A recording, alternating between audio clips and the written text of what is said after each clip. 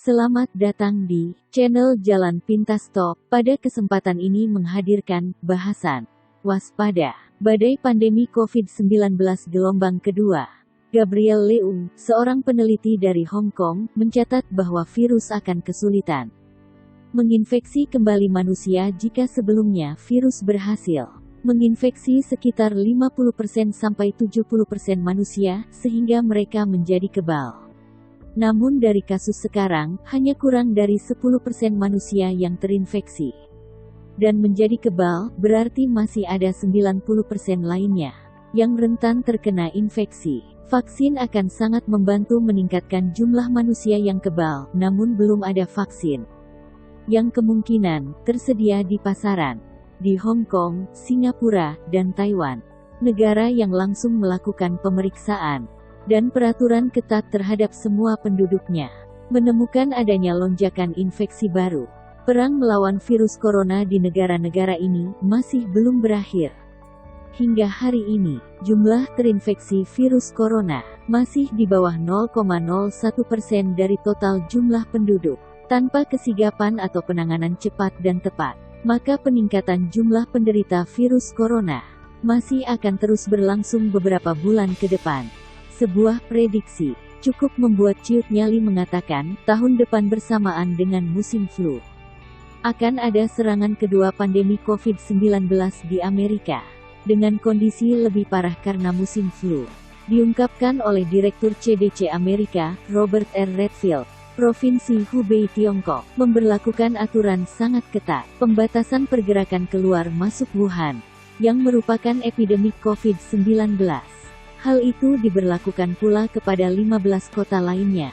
Semua penduduk diperintah untuk tetap di dalam rumah, kecuali hanya untuk membeli makan, atau meminta bantuan tenaga medis. Pembatasan ekstrim Tiongkok menunjukkan keputusan pemerintah Tiongkok yang sukses. Demikian ungkap Michael Osterholm, seorang peneliti penyakit infeksius.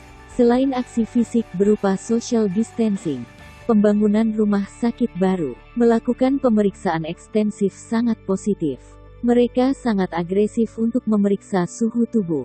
Bahkan dengan melakukan pemeriksaan dari rumah ke rumah, melakukan pemeriksaan kepada mereka yang demam, dan mengisolasi mereka yang positif terinfeksi. Sedang Ben Colling, ahli epidemiologi Hong Kong, menuturkan, usaha ekstra inilah yang membuat Tiongkok berhasil menghentikan penyebaran virus. Indonesia dan dunia menghadapi pandemi COVID-19. Setelah ditetapkannya pandemi COVID-19, tentu saja negara-negara yang telah terjangkit harus melakukan berbagai upaya untuk menghentikannya. Melalui Healthline, Direktur Jenderal WHO, Tedros Ghebreyesus, menetapkan 4 hal utama yang harus dilakukan oleh suatu negara, yaitu mempersiapkan dan bersiap, deteksi, lindungi, dan rawat, kurangi penyebaran, inovasi dan belajar, meminta semua negara meningkatkan mekanisme tanggap darurat corona, dan memberitahu para warga negara agar dapat melindungi dirinya sendiri dari virus corona.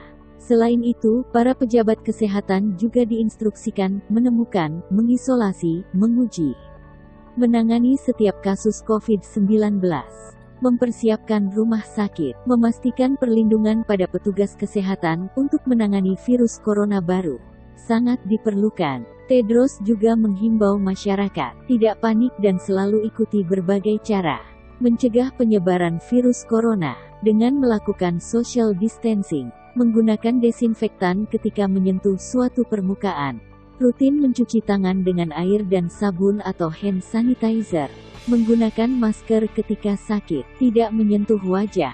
Presiden Joko Widodo telah menghimbau masyarakat melakukan aktivitas di rumah saja, mencegah penyebaran virus ini. Bahkan di beberapa negara lain, seperti Italia dan Malaysia, mengimplementasikan lockdown untuk menekan angka penyebaran virus. Tanggapan dan pesan WHO atas kekhawatiran berlebih terhadap pandemi. Meski dinyatakan sebagai pandemi, WHO menekankan bahwa tidak berarti ada anjuran yang diubah dan masih sama seperti sebelumnya. Setiap negara tetap diminta waspada, mendeteksi, memeriksa, mengisolasi, menjaga, mengawasi pergerakan yang dilakukan masyarakat, Istilah pandemi digunakan dengan penekanan terhadap pentingnya daya kooperatif antar negara di seluruh dunia untuk saling terbuka dan bahu-membahu dalam mengendalikan situasi pandemi COVID-19. Pesan WHO, jangan panik. Jadikan istilah pandemi sebagai alasan untuk khawatir secara berlebih. Bagaimanapun juga, seluruh dunia kini sedang mengupayakan vaksin dan antivirusnya. Ikuti anjuran pemerintah dan jangan panik. Demikian bahasan video kita kali ini, yang berjudul, Waspada, Badai Pandemi COVID-19 Gelombang Kedua.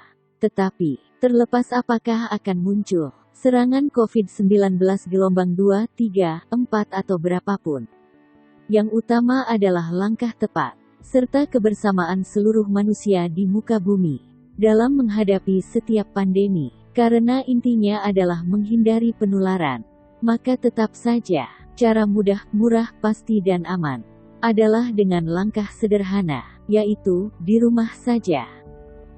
Walau demikian, langkah ini memerlukan dukungan program membangun ekonomi dari dalam rumah di masa pandemi COVID-19.